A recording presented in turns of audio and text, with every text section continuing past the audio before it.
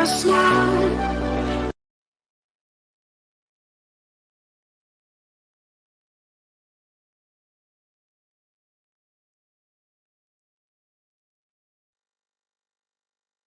Halo semuanya, selamat malam. Selamat datang dan selamat mengikuti weekly class pertama dari series Career dan Soft Skill pada malam hari ini yang mengangkat topik Create Your Outstanding CV to a Great Opportunity Career. Oke, jadi perkenalkan, nama aku Gabriela Patricia dan aku akan menjadi MC pada kesempatan kali ini. Sebelumnya, aku mau memberi salam terlebih dahulu nih kepada Kak Abadi Surya Setio yaitu lead kita tercinta, yaitu lead GDSUG tahun 2021. Halo Kak Abadi, selamat malam. Malam Kak Gaby. Oke, baik. Selanjutnya, yuk kita sapa bersama-sama kedua fasilitator kita pada weekly class sekarang, yaitu Kak Kartika Suci dan juga Kak Ramadhin Alfaridi dari Divisi Karir dan Soft Skill. Halo kakak-kakak Soft Skill, boleh dong sapaannya dulu. Halo Kak Gaby, halo teman-teman semua. Halo. Oke, gimana nih dua kakak ini kabarnya? Alhamdulillah baik. Oke, baik ya. Oke, teman-teman, sebagai pembuka pada pertemuan kita saat ini, mari kita dengarkan terlebih dahulu sambutan dari lead kita, yaitu Kak Abadi Surya Setio. Silakan Kak ini. Oke, thank you Kak Gaby. Waduh, langsung sambutan aja ya kita. Jadi, selamat datang teman-teman yang udah join ke weekly class kita pada kali ini di tema mengenai career and soft skill, yaitu untuk create your outstanding CV to a great opportunity career. Jadi mungkin kita flashback dikit, kita udah sebenarnya GDSI UG pada periode ini udah hampir selesai juga ya teman-teman, karena udah bulan Juli, nanti akan diregenerasi lagi di bulan berikutnya. Dan weekly ini di Career and Soft Skill itu sebagai weekly penutup kita, makanya jangan ketinggalan buat ikutin acara-acara berikutnya. Dengan tema tentang career and soft skill, tentu saja itu buat melanjutkan yang udah kita pelajari. Kalau kita rewind lagi, yang pertama kita belajar machine learning, ditemani oleh Pak Tatang, Kak Manfred, sama Kak Ava juga.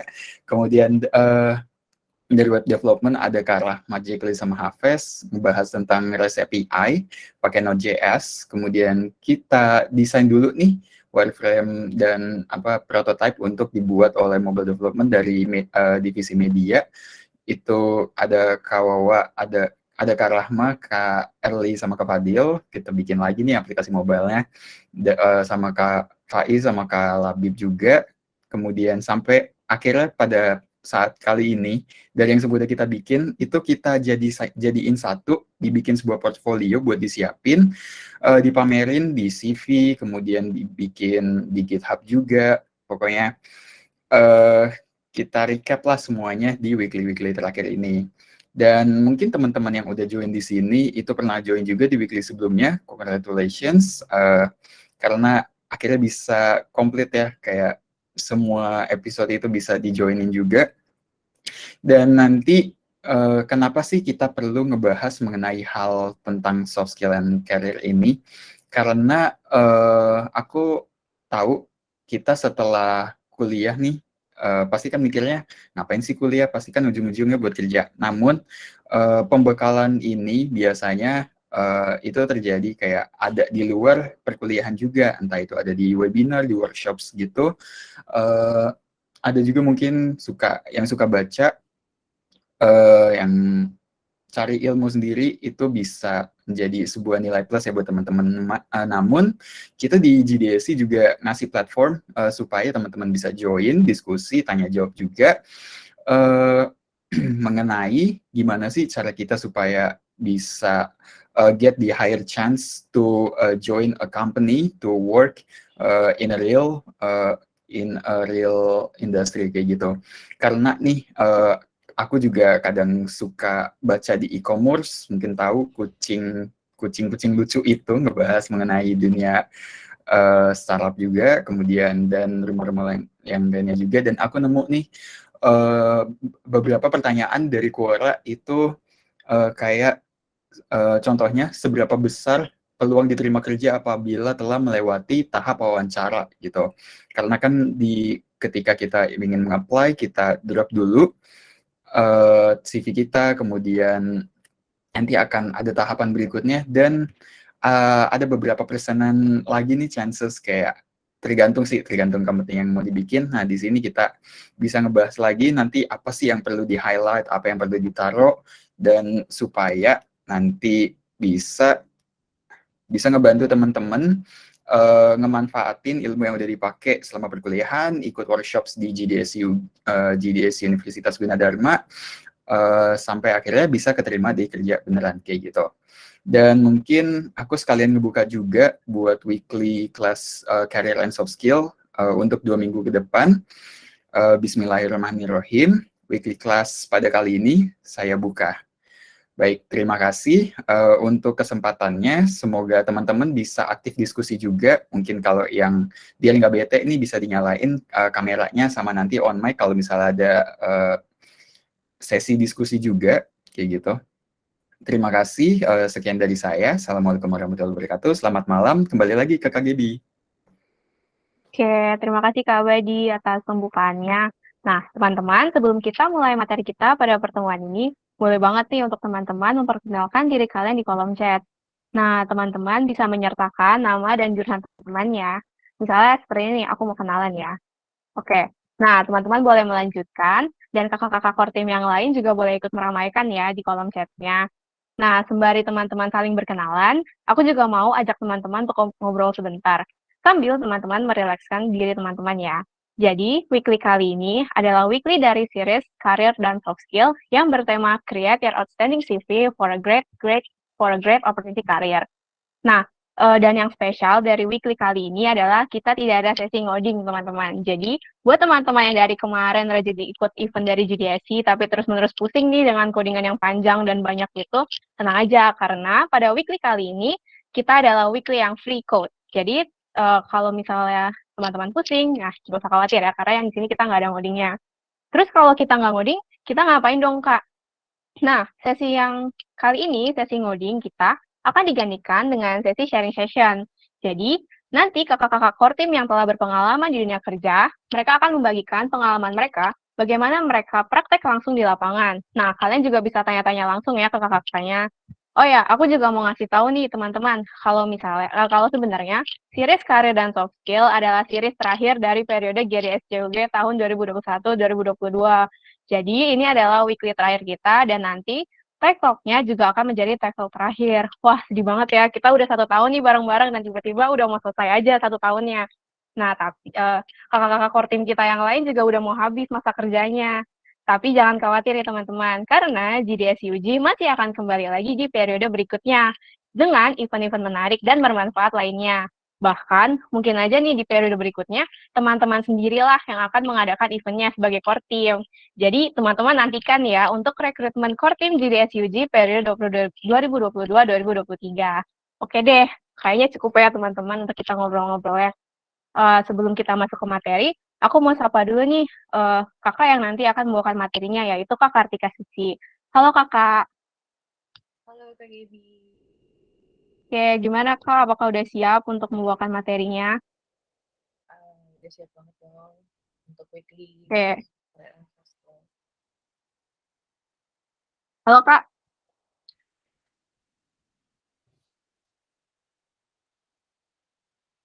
Halo Kak Tika? Halo, suara aku kedengeran nih? Oh ya, oke. Kak, aku tadi juga sempat baca susunan acaranya. Hari ini kita ada 2 materi ya? Iya, betul. Hari ini yang kedua kita membahas, mostly lebih banyak membahas tentang CV sih. Terus abis itu nanti slide tentang interview itu tipsnya gimana supaya kita terlihat lebih menarik mungkin interview gitu. Mungkin ketika mikrofonnya bisa dibenarkan sebentar karena suaranya sulit terdengar, Kak. Oke, sebentar. Oke, sambil menunggu Katika mempersiapkan device-nya, aku mau kenalin Katika bentar ya. Buat teman-teman yang belum tahu, Katika ini bukan dari jurusan TI maupun SI ataupun jurusan komputer lainnya. Tapi Katika ini dari jurusan psikologi. Wah, heran banget ya. ada mahasiswa jurusan psikologi tapi jadi core team di GDSUG.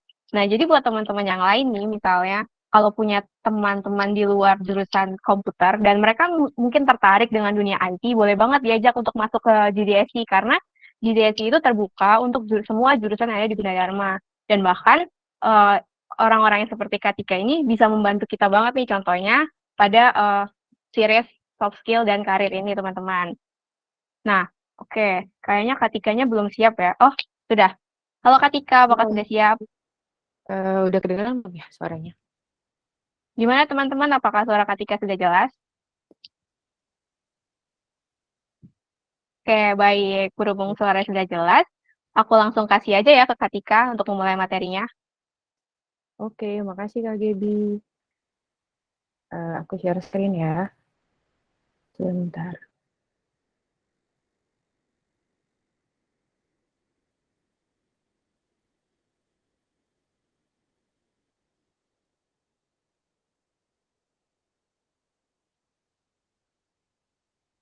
Nah, udah kelihatan belum ya teman-teman? Kelihatan nggak? Oke. Oke, pertama-tama aku mau kenalin diri dulu. Nama aku Kartika Suci, salah satu core team juga di GDSC UG ini. Dan kayak yang tadi udah Kak Gaby jelasin, aku bukan dari jurusan IT, aku dari psikologi, angkatan 2018. Dan kali ini di weekly pertama aku mau bawain materi tentang create your outstanding CV to a great opportunity career. Nah, di sini aku mau sharing sama teman-teman member tentang apa sih ilmu yang aku dapat di psikologi gitu. Dan di psikologi juga nggak cuman belajar tentang perilaku manusia doang, tapi tentang industri dan organisasi juga kita pelajarin di situ. Oke, tanpa berlama-lama lagi, aku langsung mulai materinya. Oke, nah di sini pasti teman-teman kan ada yang dari tingkat 1 mungkin, terus atau ada yang udah tingkat akhir juga, terus lagi mempersiapkan jenjang karirnya nanti setelah ini mau ngapain gitu kan ya. Nah, di sini aku punya tips apa sih yang bisa kita siapin untuk karir kita ke depannya. Nah, persiapan karir path yang pertama yang bisa kita lakuin itu adalah self awareness. Self awareness itu sendiri di mana kalian itu teman-teman sadar akan apa sih yang kita suka, apa sih value kita, skill, terus apa sih yang mau kita gali dari dalam diri kita sendiri. Nah, setelah kita sadar akan hal itu, kita bisa mulai dari yang pertama, interest. Nah, kita tuh suka hal apa aja sih yang suka kita lakuin. Pertamanya misalkan itu untuk ngegali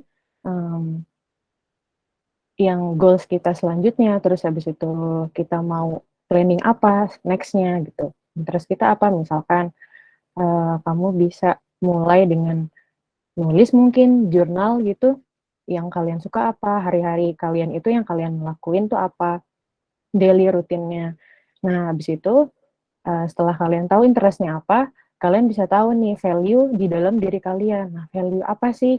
Misalkan, wah aku nih orangnya penyabar banget, atau enggak aku nih orangnya high responsibility banget sama tanggung jawab sendiri. Pasti kan kalau misalkan kita kuliah punya tugas dan lain-lain, nah kita kan tanggung jawab akan tugas kita itu, kita harus ngerjain tugas itu. Nah, kalau kalian sadar nih, oh iya value aku tuh high responsibility untuk ngerjain tugas-tugas aku kuliah gitu. Nah, setelah itu kita bisa gali lagi, nah skill apa yang bisa menunjang value kita tadi yang kita udah tahu nih. Nah, misalkan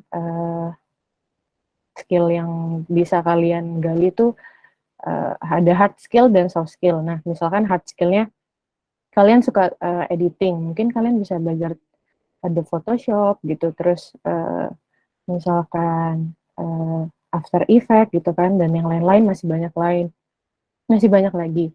Nah, terus soft skill-nya apa nih yang bisa kalian gali nih? Misalkan kalian takut nih bicara di depan banyak orang, banyak audiens, terus kalian bisa latihan nih di depan kaca, umpamanya mau presentasi nih, nyiapin presentasi buat besok gitu. Gimana ya supaya nanti pembawaannya tenang, pembawaannya enak, nggak tegang, terus audiens itu kayak bisa interact sama kalian gitu. Nah, setelah itu kita harus tahu tentang emotion. Kenapa harus tahu emotionnya kita? Misalkan nih kita moody, jadi setelah kita tahu nih kalau kita moody, kamu tuh bisa tahu gimana cara handle moody-nya kalian gitu loh.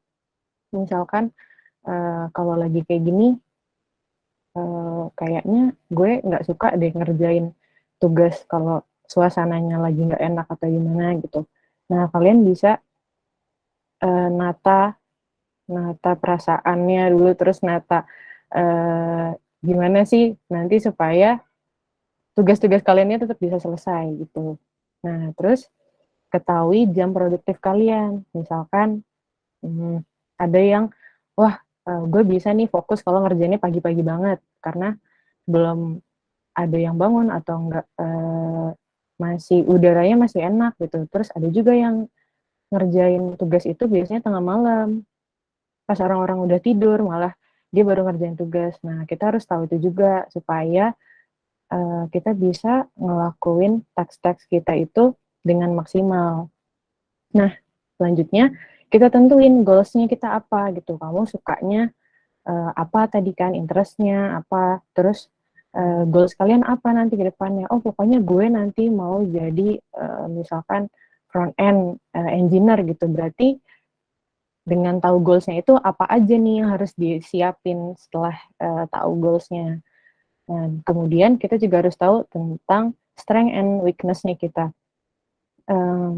Biasanya itu nanti akan berhubungan dengan waktu lagi ditanya waktu interview, kelemahan kamu apa gitu, terus kelebihan kamu apa gitu. Jadi kalau kita udah kenal sama diri kita sendiri, kita bisa jawab itu dengan lebih mudah gitu. Terus next-nya di sini ada career exploration. Nah, di career exploration ini setelah kalian tahu yang tadi self awareness itu ada apa-apa aja, nah kalian bisa mulai dengan oke, aku mau aktif nih untuk organisasi kampus, misalkan BEM, terus misalkan teman-teman nih nanti bisa ngelanjutin kita sebagai core team GDSCUG dari member umpamanya mau daftar nih jadi core team setelahnya di periode berikutnya, ngomongnya kayak gitu. Terus abis itu kalian juga bisa internship mungkin, dan pasti banyak banget di platform loker-loker gitu yang buka intern, berbagai macam bidang intern gitu yang bisa kalian coba. Terus kalau di kampus kita di Gunadarma kan ada ASLab. Nah, kita bisa bisa jadi ASLab gitu. Terus kalian juga bisa ngambil sertifikasi dan lain-lain. Terus next-nya ada career planning. Nah, di career planning ini yang pertama bisa kalian lakuin itu notes spesifikasinya tuh apa. Jadi kalian tuh tahu apa sih yang spesifiknya nih, gue persisnya maunya apa ya. Nah, dari yang tadi kalau kalian udah lakuin self awareness dan career exploration, biasanya lebih spesifik lagi nanti maunya apa gitu. Dan selanjutnya measurable. Jadi semua yang kalian inginkan itu pastikan nggak ada yang lancar-lancar aja. Harus measurable, yang berarti semuanya itu terukur dari segi kemampuan, mungkin dari waktunya juga gitu. Nah, setelah itu ada achievement. Nah, achievement itu maksudnya kayak sesuatu yang kalian lakuin ini memungkinkan untuk kalian capai untuk mempersiapkan karir kalian ke depannya. Kemudian relevan. Nah, relevannya apa nih? Misalkan kalian itu suka ngoding, terus kalian ikut jadi membernya GDSCUG atau jadi core team di sini, bisa sharing-sharing sama teman-teman kalian. Jadi pengalamannya itu relevan dengan karir yang akan dipersiapkan nantinya. Dan yang terakhir ada time base. Time base itu kita harus gimana ya, harus realistis juga gitu. Misalkan kalian nyiapin plan A, ternyata plan A ini nggak berjalan dengan mulus gitu. Kalian punya plan B lagi. Jadi waktu kalian itu nggak kebuang sia-sia untuk mikirin, oke, habis ini harus ngapain lagi ya. Kemarin kayaknya nggak berjalan lancar nih plan A gue gitu. Gitu. Oke, next. Nah, self-awareness yang tadi nih, kalian itu setelah tahu value-nya, kemudian interest-nya, nah perlu tahu juga tentang temperamen kalian. Misalkan gini, aduh gue gampang banget ke distract kalau misalkan ada teman satu divisi gue yang tidak misalkan ngelakuin satu kesalahan, terus habis itu kita jadi lebih gampang marah atau short temper. Cara emosi dan temperamen kalian itu supaya kerjaan yang kalian lakuin itu, teks kalian yang lakuin itu tetap berjalan dengan lancar gitu. Terus round clock check activity yang tadi, kalian tahu jam produktif kalian di mana, terus life mission meaningful goals-nya apa, terus habis itu strength dan weakness-nya apa.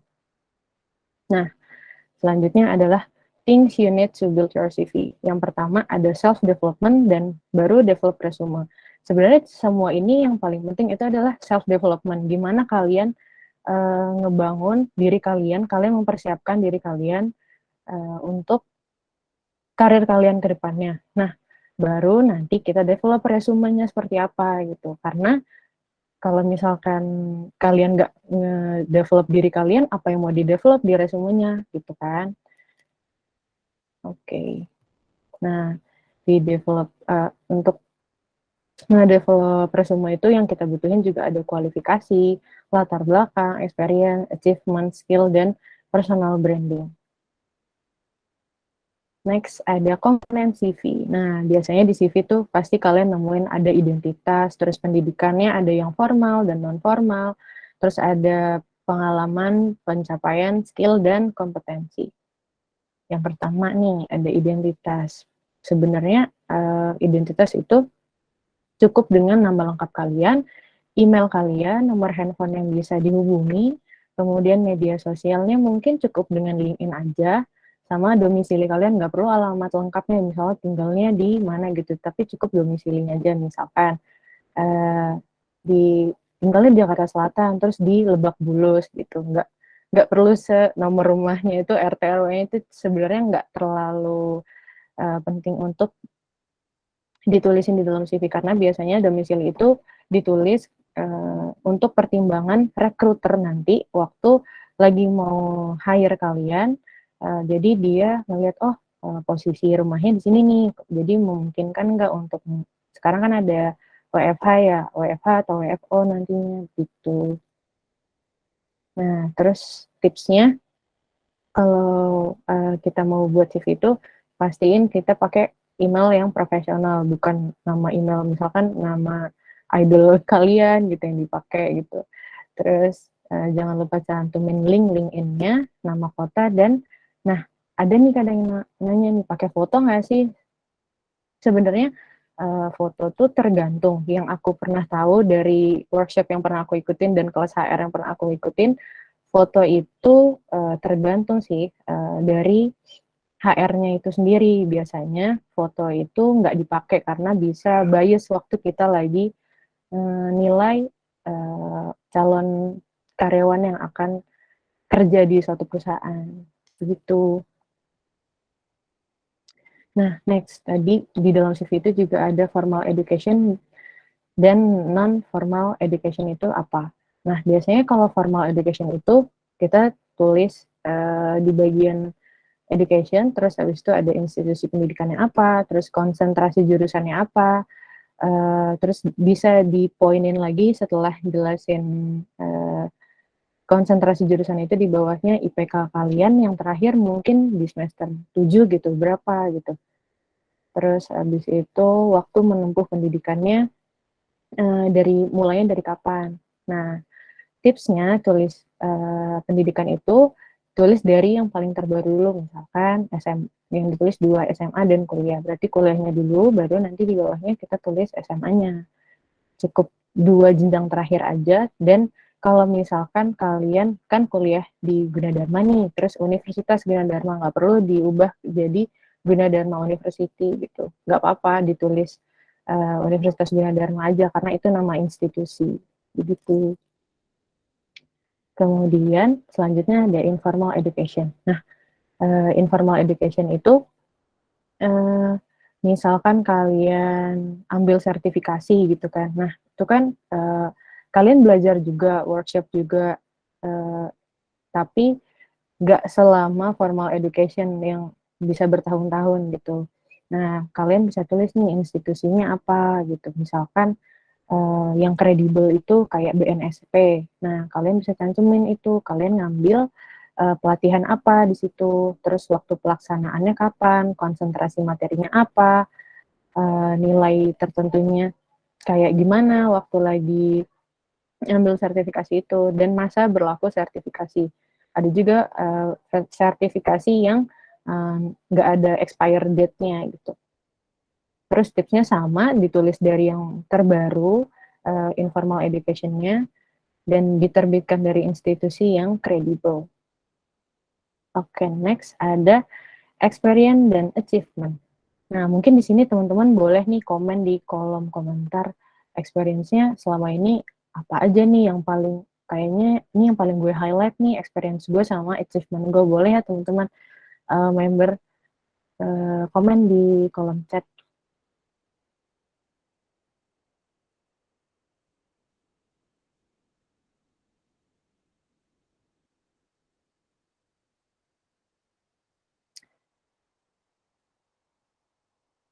Ayo teman-teman, ada yang mau sambil sharing-sharing juga mungkin?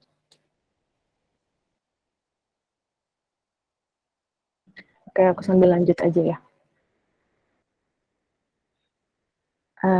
Nah, di experience dan achievement itu, yang pertama yang bisa kita tulis itu ada pengalaman kerja, terus pengalaman organisasi, nama institusi atau organisasi tersebut, posisi jabatannya, terus kalian tuh ngapain aja di situ, job description-nya, dan impact yang kalian berikan sama organisasi itu. Nah, biasanya tuh itu nanti ada di section experience, dan kalau misalkan di CV yang aku tahu dan aku pelajarin itu ada beberapa HR yang prefer kalau misalkan kita undergraduate atau fresh graduate juga boleh yang ditulis itu education-nya dulu, baru experience-nya. Gitu, teman-teman. Oke. Next ada skill dan kompetensi. Nah, skill dan kompetensi. Di sini ada hard skill, soft skill, dan portofolio. Nah, hard skill yang kayak tadi di awal aku jelasin, kalau hard skill itu misalkan kalian suka editing, kalian belajar Adobe Photoshop, kalian suka edit-edit video, kalian bisa belajar gimana sih editing gitu. Terus habis itu soft skill kayak kalian belajar public speaking, gimana caranya berbicara di depan orang banyak gitu kan. Terus misalkan kalau di psikologi juga ada yang namanya people development, jadi itu sebuah soft skill juga yang pasti kepake sih menurutku di jurusan apapun gitu. Terus setelah itu portofolio. Nah, di sini ada tips kalau misalkan kalian nulis skill kalian, nggak perlu pakai rating yang misalkan 5/10 atau yang pakai bintang-bintang itu, karena itu biasanya jadinya subjektif gitu, karena kita yang menilai gitu kan. Nah, terus untuk portofolio bisa dicantumin linknya aja atau di next slide setelah kalian udah jelasin section-section yang tadi itu, yang experience, terus skill, kompetensi. Nah, setelahnya boleh kalian jadiin satu sama portofolionya. Oke, nah ini ada tipsnya waktu lagi tulis CV kalian. Kalian harus nulis informasi yang objektif, yang jelas, dan terukur. Jadi kita misalkan recruiter itu lebih gampang untuk ngebaca CV kalian gitu. Terus bisa gunain bullet point daripada paragraf, karena kalau poin-poin gitu kan udah pasti jelas gitu. Terus tulis layoutnya juga dengan layout yang rapi pastinya. Pokoknya kalau misalkan kalian ngelihatnya enak, berarti orang lain juga ngelihatnya enak gitu. Kira-kira gitu patokannya. Nah, terus perhatiin juga nih EED-nya. Jadi kalian misalkan pakai bahasa Inggris gitu. Terus abis itu kalian mau pakai apa nih? Pakai present tense atau apa gitu. Jadi nanti konsisten dari awal sampai akhir pakainya verb apa gitu. Terus no typo. Bisa dicek 2 kali setelah kalian bikin ada typonya nggak ya gitu. Karena nanti mungkin aja bisa diteliti, bisa dilihat kalau teman-teman nanti dilihat, wah ternyata dia ini nggak teliti, buktinya aja ada typo gitu. Terus kalau untuk CV itu maksimal 2 halaman, dan kalau CV ATS itu nggak perlu pakai icon, karena udah ada section yang menjelaskan kegiatannya kalian tadi kan. Terus abis itu kalau untuk CV ATS itu nggak perlu lebih dari 3 warna, 3 warna juga cukup kecuali kalian buat CV kreatif. Semakin berwarna semakin menarik gitu untuk dilihat, dan kalian bisa simpan dalam format PDF, karena kalau format Word takutnya berantakan kan. Oke. Nah, selanjutnya nih, tadi kan aku nyebut-nyebut ATS ya. Nah, format ATS tuh apa sih gitu. Jadi CV itu ternyata ada beberapa bentuk. Nah, ada yang ATS friendly atau non ATS. Nah, ATS itu apa sih, Kak? Nah, nih kita bisa lihat dulu dari bentuknya. Kalau yang sebelah kiri ini, kita bisa bilang ini CV kreatif atau non ATS, dan yang kanan ini adalah CV ATS friendly. Nah, ATS itu sebenarnya singkatan dari Applicant Tracking System, atau suatu sistem yang dipakai sama perusahaan biasanya untuk nge-tracking waktu mereka merekrut calon karyawannya mereka. Nah, format CV dalam bentuk ATS itu biasanya lebih gampang kebaca sama sistemnya gitu.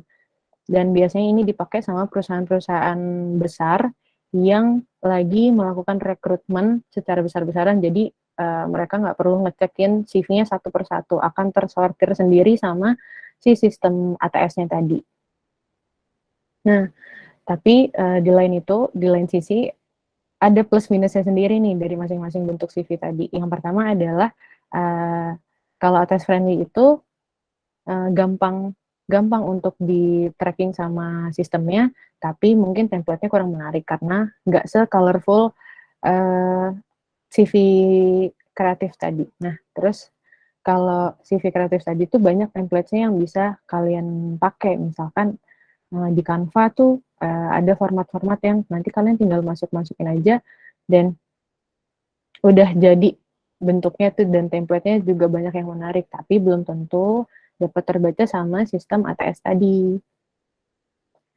Oke, nah selanjutnya kalau kita udah nyiapin CV kita untuk lamaran kerja yang tadi, di sini ada dokumen lain penunjang lamaran kerja.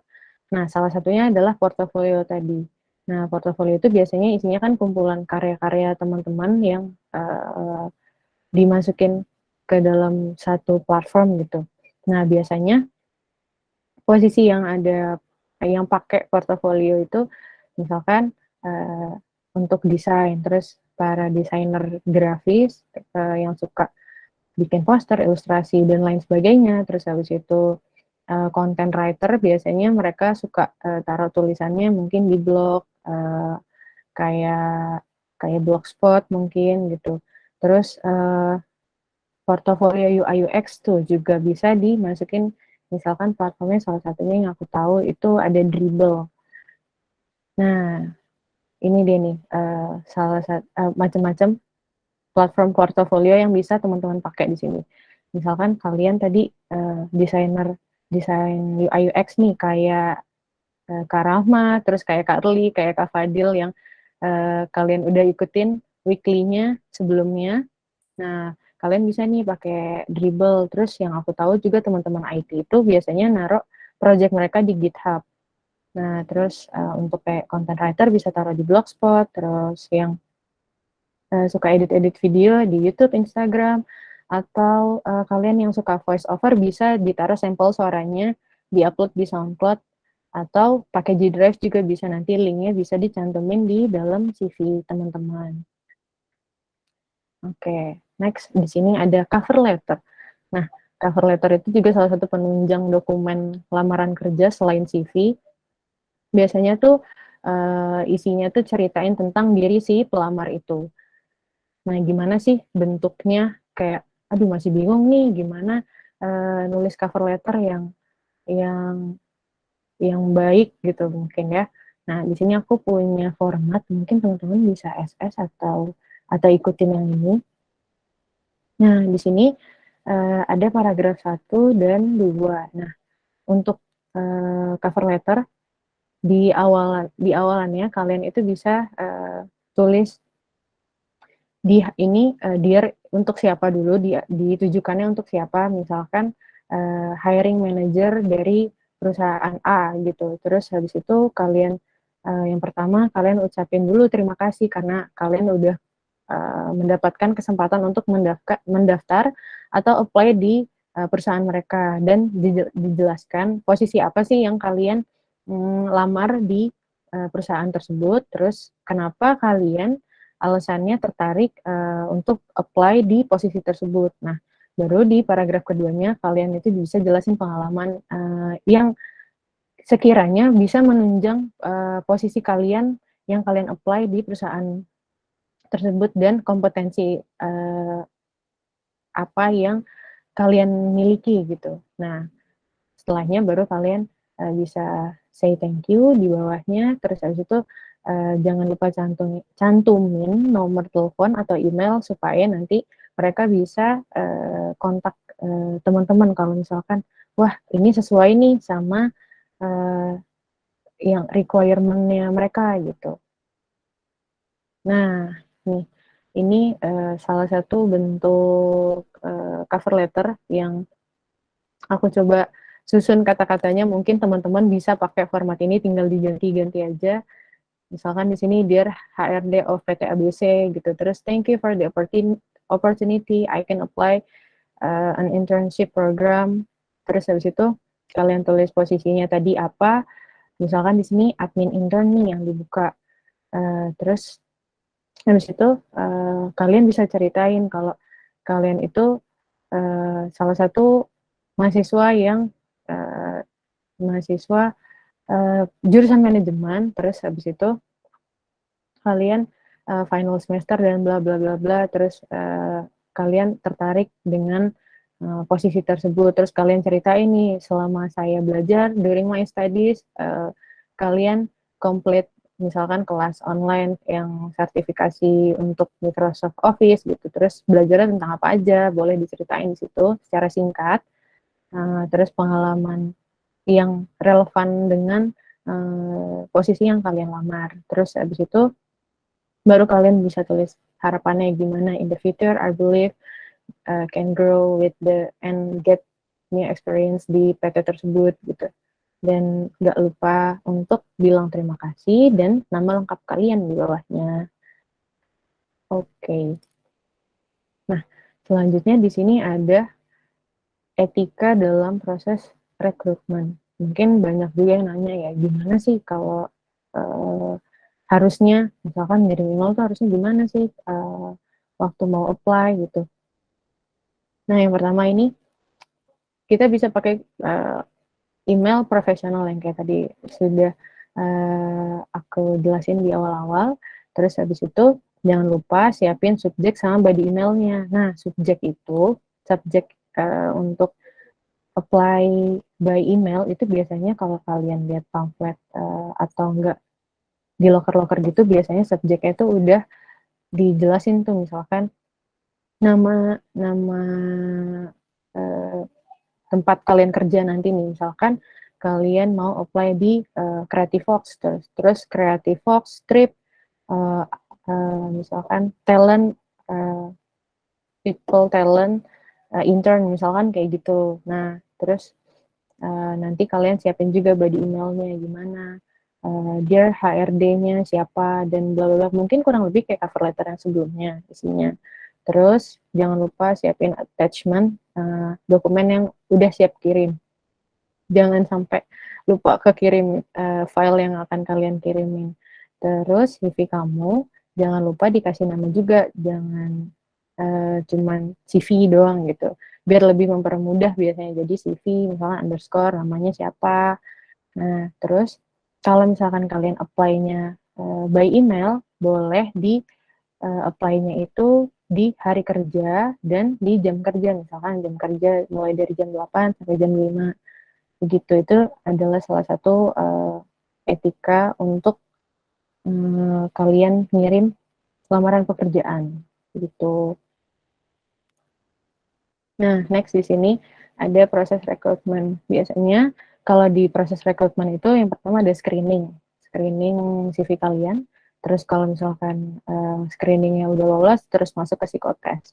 Nah, setelah psikotes nanti ada jadwal interview, dan biasanya kalau medical check up itu terakhir banget biasanya. Nah, ini sih dari interview itu apa sih yang harus kalian siapin mungkin untuk lebih mempermudah kalian ngomong waktu lagi interview. Yang pertama adalah self knowledge. Jadi setelah kalian kenal banget sama diri kalian, interestnya apa, goalsnya apa, value atau life principle yang kalian pegang itu apa, terus SWOT atau strength, weakness, opportunity, trait-nya kalian tahu, kalian itu bagusnya di mana nih, gue punya kelebihan di mana, kekurangannya apa gitu, dan uniqueness. Nah, di sini uniqueness itu maksudnya misalkan sebuah locker, ada locker, terus kalian apply di situ sebagai UI UX designer umpamanya. Nah, yang apply mungkin itu memperebutkan cuman satu posisi doang di situ. Nah, tapi yang apply umpamanya ada 200. Gimana caranya dari 200 orang tersebut kamu tuh bisa jadi orang yang paling unik dan bisa dilirik sama HR-nya gitu. Kalian mungkin bisa dengan dari portofolionya kalian buat self project kalau misalkan belum ada project dari pengalaman-pengalaman sebelumnya gitu. Pokoknya gimana caranya kalian bisa terlihat menarik begitu. Kemudian waktu lagi interview itu mungkin aku bisa kasih saran atau kasih tips gitu ya. Gimana kalian look-nya itu presentable.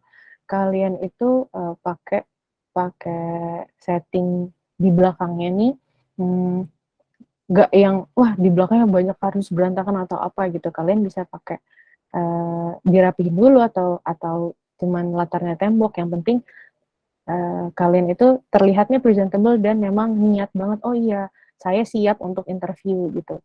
Terus habis itu punctual. Nah, itu hadir 10 menit misalkan sebelum waktunya. Jadi kalian ini udah prepare, udah ready, terus kalian udah siap nih dari 10 menit sebelumnya. Misalkan udah ada di depan laptop nih, nah tinggal nunggu mulainya aja. Jadi itu bisa jadi nilai plus juga. Oh, ternyata si calon karyawan ini nggak ngaret nih gitu. Dia tepat waktu, on time, berarti orangnya ready, orangnya itu siap untuk melakukan interview dan memang niat gitu. Nah, terus habis itu polite itu gimana kalian sopan santunnya dalam bahasa tubuhnya, terus habis itu pandangan mata, cara berbicara, mungkin gestur, pokoknya gimana cara kalian ngomong, intonasinya gitu, terus lugas, tegas, jelas, terus bahasa tubuhnya itu gesturnya kayak kalian bisa meyakinkan user itu untuk nge-hire kalian gitu. Terus pandangan matanya tuh bukan yang ngeliat ke kanan, ke kiri, ke bawah, tuh kalian tuh bisa lihat benar-benar ke depan gitu. Terus cara bicaranya yang yakin, nah itu bisa jadi nilai plus juga.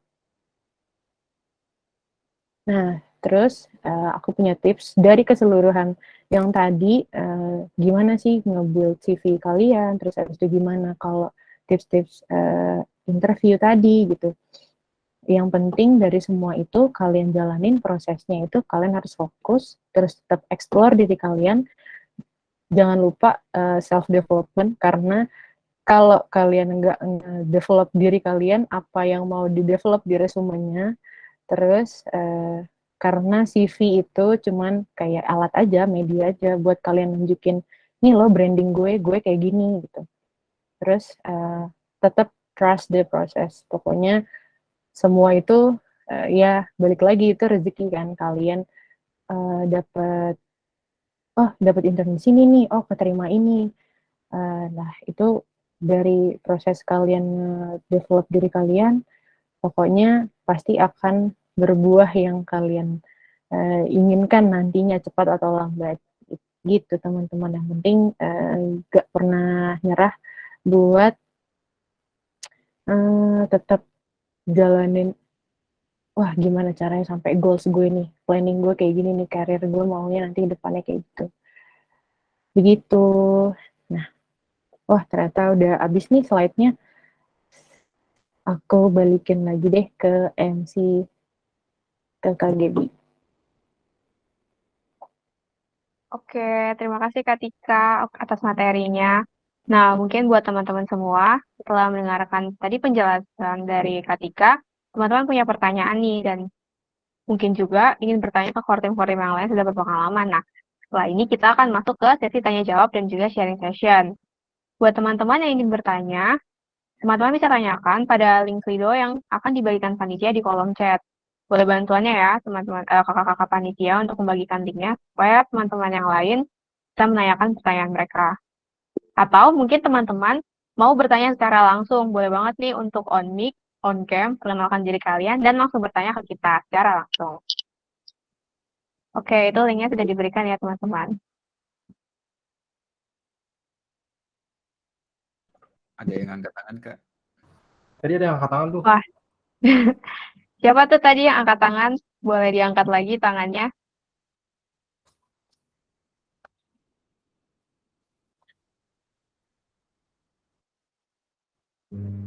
Itu Ridwan kayaknya ngomong itu. Suaranya nggak kedengeran, Mas Ridwan. Mungkin device-nya boleh Ya, di-set halo, Kak. dulu. Halo? Ya, maaf tadi saya yang angkat tangan itu kan tadi linknya belum muncul. Oh ya. Mau bertanya, jadi lebih baik pakai link atau langsung saja, Kak? Boleh kalau ingin bertanya secara langsung. Bisa langsung, mungkin langsung saja ya, Kak. Gini, Ya, sebelumnya silakan. perkenalkan saya Ridwan Syah Maulana, Kak, mau bertanya.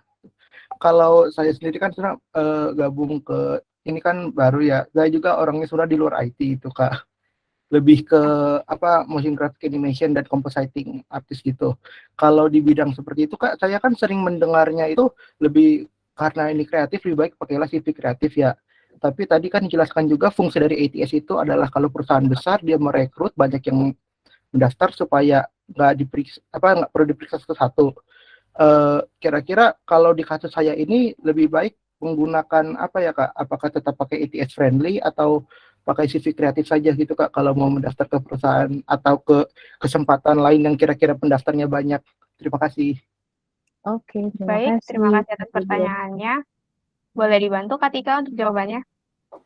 Oke, kalau untuk tadi kan lebih ke kreatif ya. Nah, tergantung sebenarnya kalau misalkan kalian nih teman-teman apply-nya di loker kayak misal kalian di Glints terus di LinkedIn gitu. Nah, itu biasanya lebih prefer kayak misalkan di Glints kan, kalian itu nanti upload CV kalian gitu. Nah, nanti tinggal easy apply gitu. Nah, biasanya kalau misalkan kayak gitu lebih prefer pakai CV ATS. Nah, tapi kalau misalkan tadi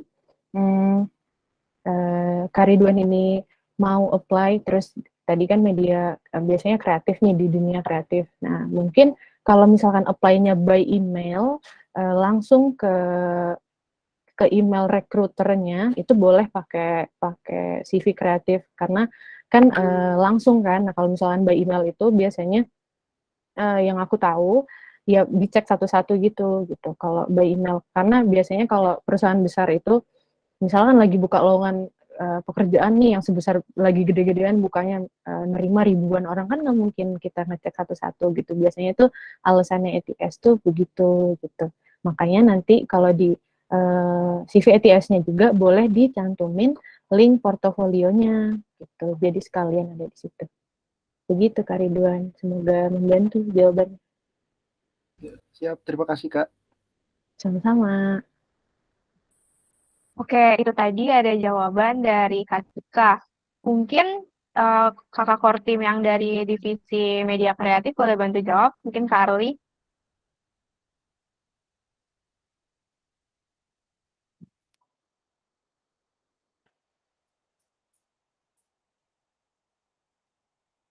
Halo Kak Arli, sepertinya belum terdengar suaranya.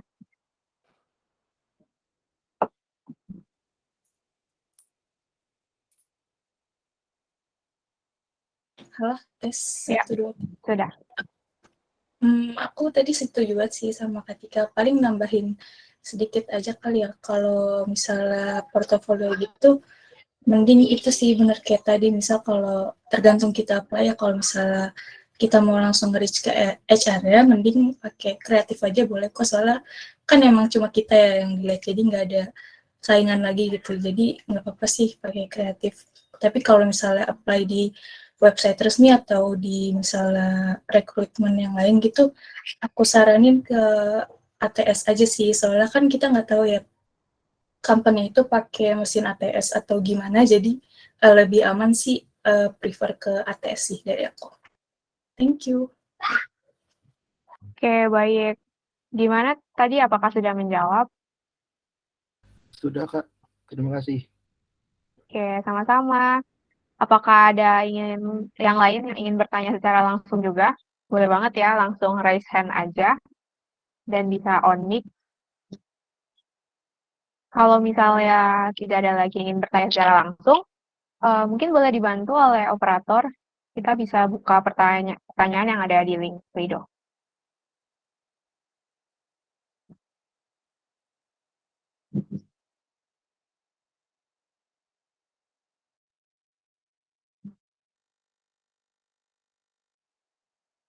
Oke, sudah ada ya. Kita ke pertanyaan selanjutnya.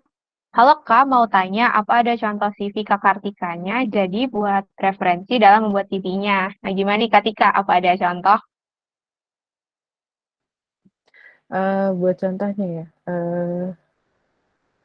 kayak sebentar, aku bingung nge-share gimana nih. Apa mau langsung share screen aja Kak Tikanya, boleh? Wait, boleh.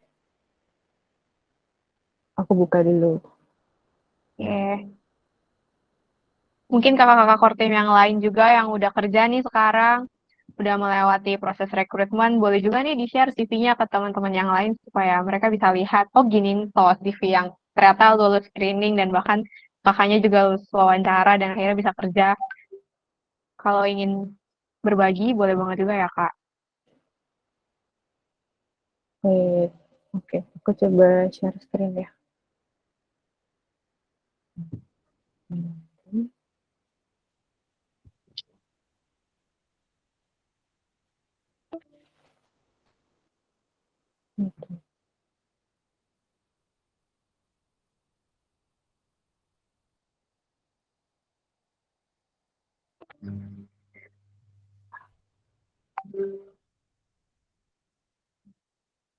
Waduh, nggak bisa share screen lagi nih, aku kayak ada issue.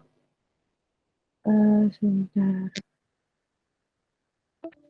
Mungkin bisa coba dikirimin ke aku aja Kak Tika. Aku bisa bantu share screen. Oke, sebentar. Mungkin kalau teman-teman core team yang lain juga mau bantu, boleh. Ya. Mungkin bisa ditunjukkan kalau misalnya ada yang punya 2 CV gitu, yang tadi yang ATS friendly dan juga yang non ATS, supaya yang lain juga bisa melihat perbedaannya.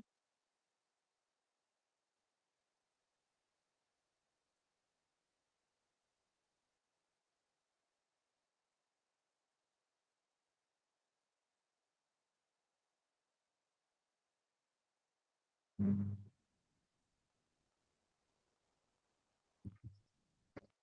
ini sudah ada.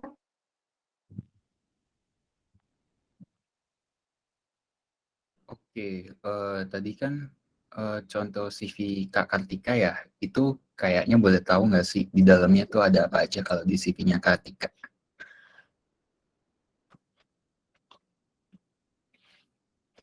Oke, kalau di CV aku itu yang pertama pasti nama tuh di atas yang paling gede, namanya dulu, terus habis itu ada lokasinya, terus nomor telepon, email, LinkedIn-nya, terus summary yang bisa kalian tulis, teman-teman tulis buat ngegambarin diri kalian kayak gimana.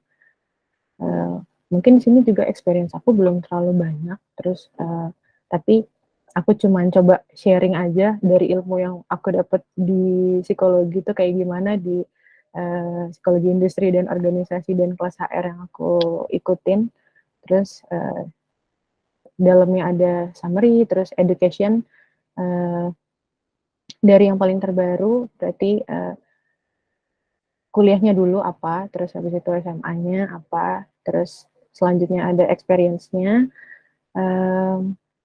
terus di experience itu kita ngejelasin apa aja yang dilakuin di setiap organisasinya itu, terus habis itu bisa cantumin certification-nya di situ, jadi pelatihan apa aja yang udah pernah teman-teman lewatin, teman-teman ikutin, terus bisa juga dicantumin link link sertifikasi kalian supaya nanti rekruter itu bisa ngelihat kalian ini beneran ikut itu enggak gitu dan ada buktinya gitu. Terus langsung direct ke G Drive-nya dan setelah itu ada skill di bawahnya. Begitu.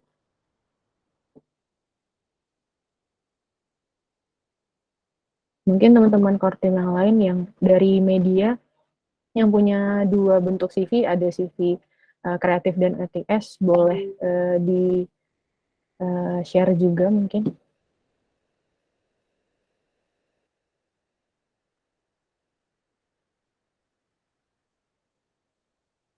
Oke, mungkin pengen tahu aja sih, kira-kira kalau kita ngebedah CV orang tuh menarik nggak sih ketika? Wah, ngebedah CV ya. Sebenarnya tadinya aku tuh mau kayak gitu juga, cuman aku pikir kayak itu lebih seru nanti waktu lagi kita tech talk, terus waktu lagi monly dan yang ngebedah itu bukan aku gitu loh. Jadi kayak orang yang lebih lebih lebih kompeten, yang udah apa namanya, udah pengalaman banget nih di dunia kerja. Mereka tuh pengalamannya gimana sih ngelihat CV orang, menilai, dan pasti mereka kan nge-hire berbagai bidang, nggak cuma satu doang gitu. Ada requirement-nya, dan biasanya kalau yang aku tahu juga waktu lagi bikin job requirement itu recruiter itu juga ada di situ. Jadi dia tahu, oh ini loh yang dimauin perusahaan tuh gini, gini, alasan misalkan kayak nyantumin umur, pengalaman kerja, itu tuh biasanya ada alasan-alasan tertentu dan pasti mereka lebih paham akan hal itu. Jadi mungkin kalau misalkan nanti mau bedah CV, kita adain di Tech Talk Career and Soft Skill gitu.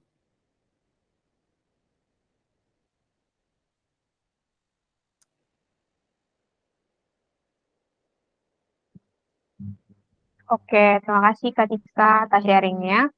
Mungkin kita bisa lanjut aja ya ke pertanyaan ketiga.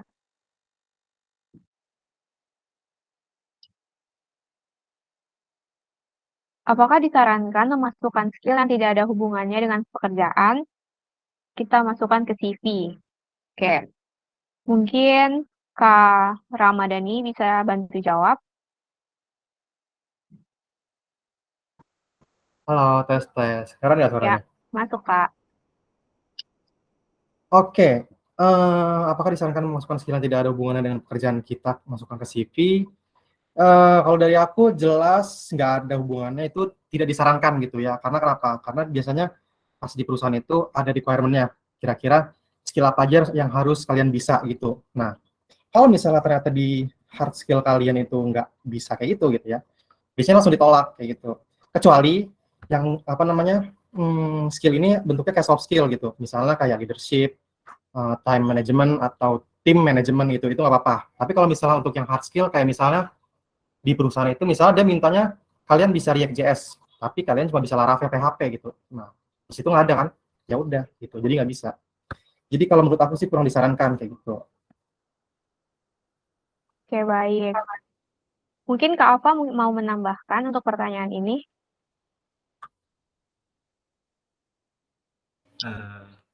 Kalau misalkan menurut saya kayak kalau misalkan masih sejalan gitu, kalau misalkan ngelamar front end butuhnya React, terus ternyata teman-teman bisanya Next.js, kan itu masih ada hubungannya tuh. Itu nggak apa-apa sih ditambahin, kecuali kayak berseberangan banget requirement-nya minta web, tapi yang kalian bisa itu mobile, kan itu jauh banget kan, itu baru itu kayak nggak usah deh gitu. Oke, terima kasih Kak. Mungkin aku juga mau nambahin ya, waktu itu aku juga pernah dijelaskan oleh salah satu orang yang memang di bidangnya tentang yang seperti ini. Jadi dia bilang, mungkin boleh memasukkan yang nggak ada hubungannya, tapi lebih ke soft skill-nya, dan biasanya itu kalian coba uraikan kata-katanya itu dikait-kaitkan dengan pekerjaan yang ingin kalian apply. Jadi misalkan skill soft skill tentang A, ya kalian kait-kaitkanlah itu dengan pekerjaan yang ingin kalian apply itu tadi, walaupun mungkin di dunia nyata nggak ada hubungannya. Nah itu kalau berdasarkan yang aku tahu kemarin itu boleh-boleh aja. Nah oke, kita boleh lanjut ke pertanyaan selanjutnya.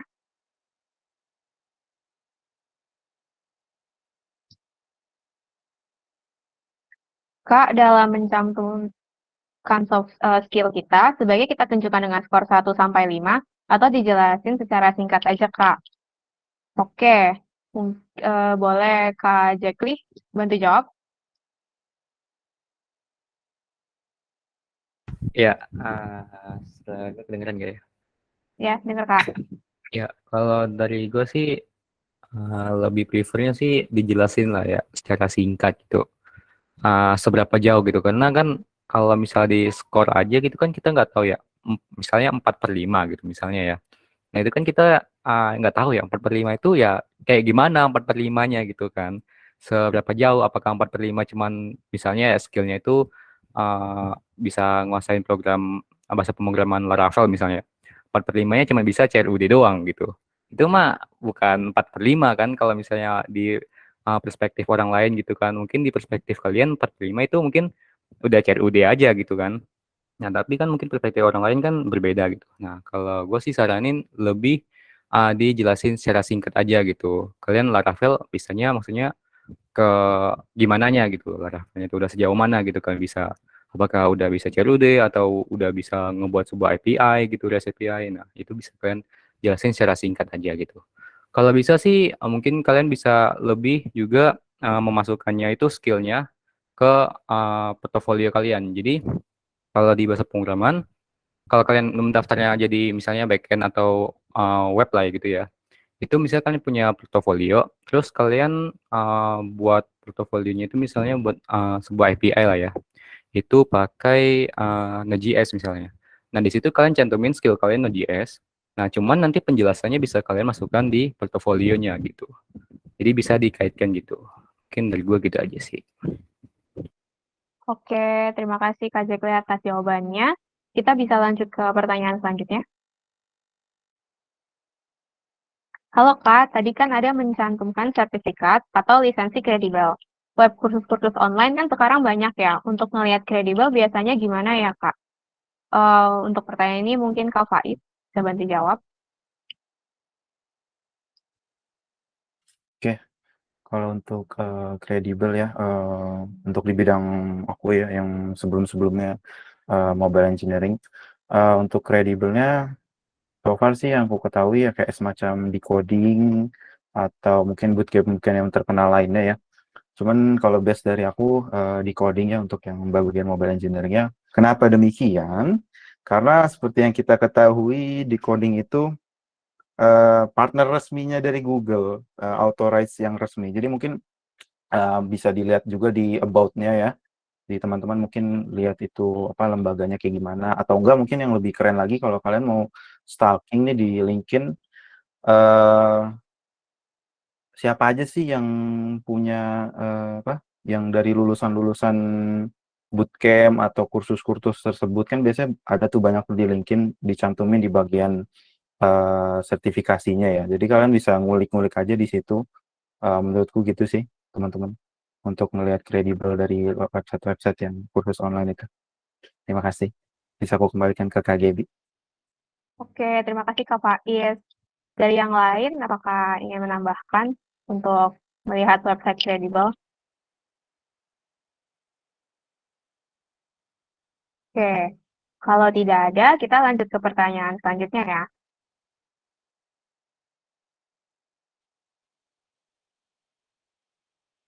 Halo Kak, izin bertanya, apakah sertifikat webinar bisa dimasukkan ke CV juga atau tidak Kak? Dan untuk CV ATS friendly itu seperti apa ya Kak contohnya? Terima kasih. Oke, berhubung pertanyaan tentang CV ATS friendly, mungkin Kak Carly bisa bantu jawab.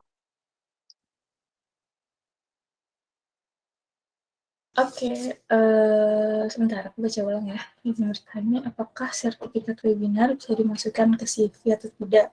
Dan untuk CV ATS friendly itu seperti apa, Kak? Oke, untuk sertifikat webinar menurutku kalau misalnya kita belum terlalu punya pengalaman banget nih di bidang yang kita pengen, itu sih nggak apa-apa ya. Apalagi kalau webinar itu materinya sesuai nyambung gitu sama bidang yang pengen kita masukin gitu.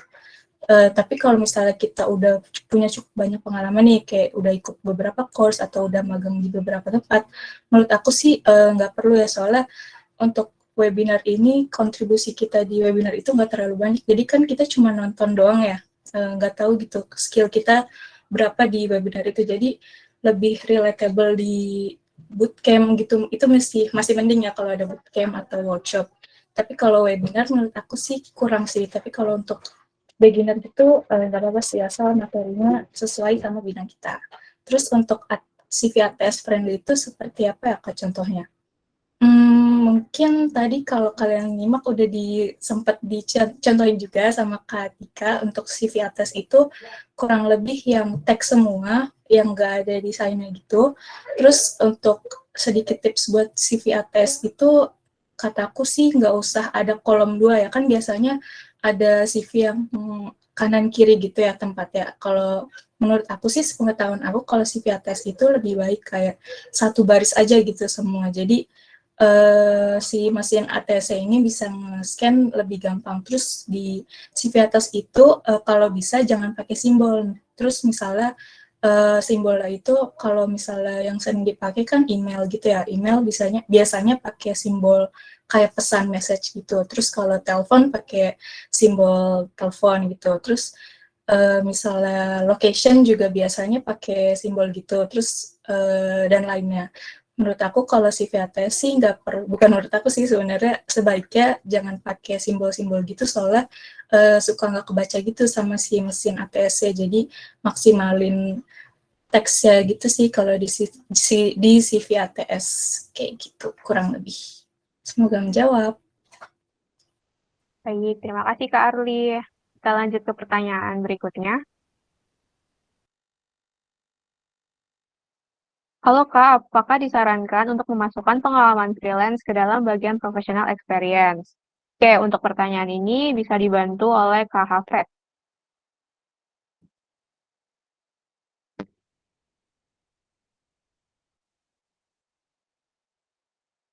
Halo Kak Hafez. Oke, mungkin Kak Rama boleh bantu jawab. Oke, pertanyaannya, halo Kak, apakah disarankan untuk memasukkan pengalaman freelance ke dalam bagian professional experience? Yes, perlu. Karena gini, kalau misalnya kalian bekerja di bidang software developer atau di UX, biasanya portofolio kalian itu jam terbang kalian itu diperhitungkan gitu. Jadi kalau misalnya kalian punya freelance atau apa gitu, cantumin aja nggak apa-apa gitu. Gitu. Karena bukan pengalaman kerja itu maksudnya bukan kayak berapa lama kalian di perusahaan itu, berapa lama kalian di organisasi itu, enggak. Tapi lebih ke berapa lama sih kalian ngembangin software gitu. Jam terbang kalian itu berapa lama pas ngembangin software kayak gitu. Gitu. maka disarankan kalau dari kata gue. Oke, baik. Kak Faiz mungkin mau menambahkan? Menurutku sih cantumin aja kan ya. Karena kan itu juga pengalaman kalian ya. Dan juga kalau misalkan kalian tuh pede untuk outstanding pengalaman freelance kalian atau lain sebagainya, ya itu juga jadi nilai plus juga dong di mata apa yang hiring. Mungkin ya sebagai contoh mungkin experience di belakang-belakangnya itu selama ini aku pernah cantumin dan ya mereka kadang ngulik-ngulik juga sih kayak ngapain aja itu di misalkan proyekan yang ini, freelance yang ini ngapain aja gitu. Mungkin boleh dilanjutkan Kakak Fadil yang sudah berpengalaman di dunia freelancing. Terima kasih. Apakah Kak Fadil ingin menambahkan?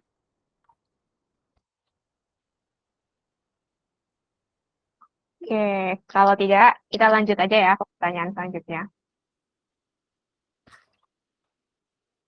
Halo Kak, izin bertanya, kalau dibandingin CV sama portofolio, lebih berpengaruh besar yang mana? Oke, Kak Jafri boleh bantu jawab?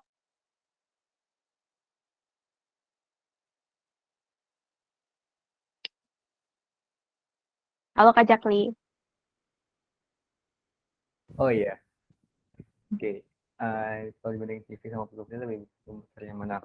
Oke, kalau dari gua sendiri, karena kan gue lebih ke ini ya software developer ya. Berarti sih lebih berpengaruhnya sih di portofolio ya.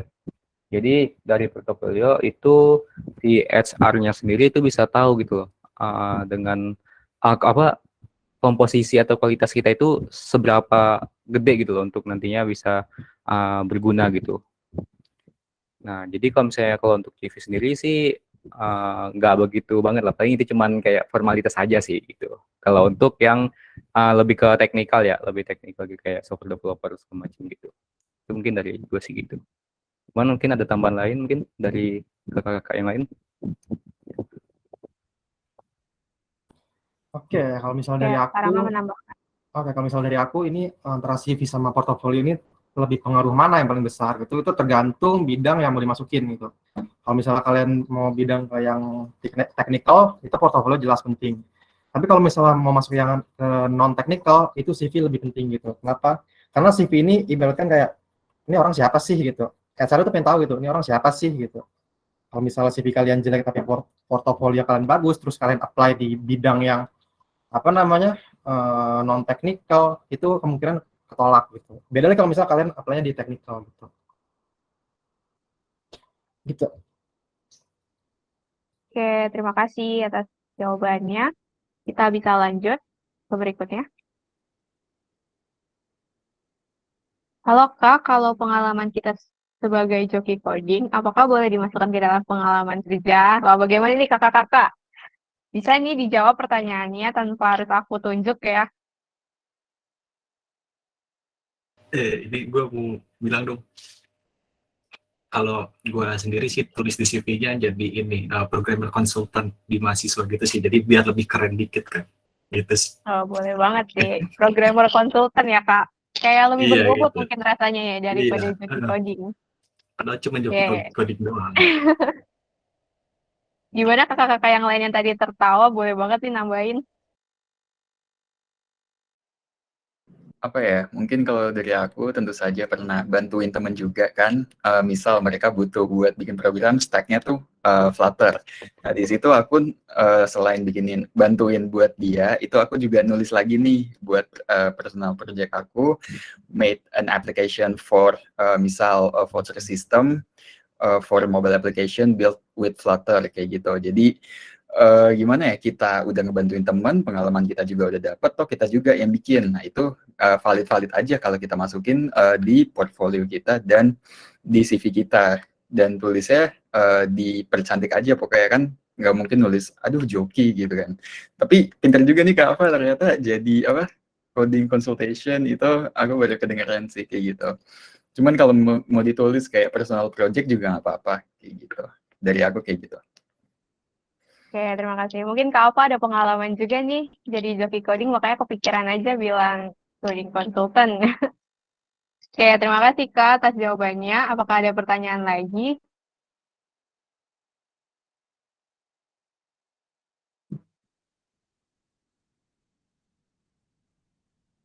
Oke, sudah habis sepertinya. Aku tanya sekali lagi ya, apakah teman-teman yang ada di sini ingin bertanya lagi? Mungkin bisa bertanya secara langsung on mic, bisa raise hand. Oke, kalau tidak ada lagi, kita lanjut aja ya teman-teman ke acara kita selanjutnya, yaitu dokumentasi. Kakak operator boleh dimatikan. Oke, terima kasih. Nah, aku mau mengajak teman-teman yang lain untuk menyalakan kameranya, karena kita akan masuk ke sesi foto. Mau kan teman-teman masuk ke fotonya GDCUG, nanti kita upload loh di Instagram. Oh, dan itu boleh juga tuh teman-teman di kolom chat, kalau misalnya ingin saling connect, bisa banget di drop link-in-nya ya. Oke, ayo teman-teman, kita on cam, supaya kita bisa ambil dokumentasinya. Kalau kakak core team yang lain juga boleh ya on cam, supaya bisa dicontoh oleh teman-teman member yang lain.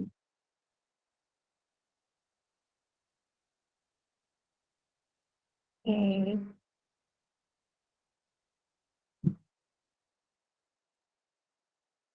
Oke, baik. Kalau sudah tidak ada lagi yang ingin on cam, boleh dibantu oleh kakak operator atau kakak dokum untuk diambil ya.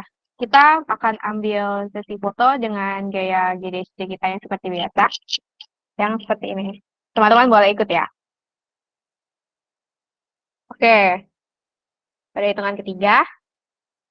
1, 2, 3. Oke. Baik, apakah sudah diambil kakak operator atau kakak dokum?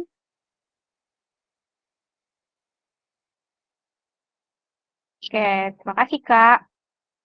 Baik teman-teman, tidak terasa kita sudah berada di akhir pertemuan pertama dari Weekly Class Career and Soft Skill.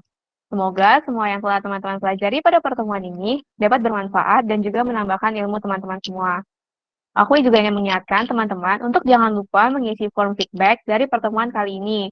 Linknya dapat teman-teman dapatkan dari chat yang disebarkan oleh panitia. Dan jangan lupa juga untuk kembali mendaftar atau RSVP pertemuan kedua dari Weekly Class Career and Soft Skill yang akan diadakan pada Kamis 7 Juli 2022. Aku juga mengucapkan terima kasih pada semua yang telah hadir.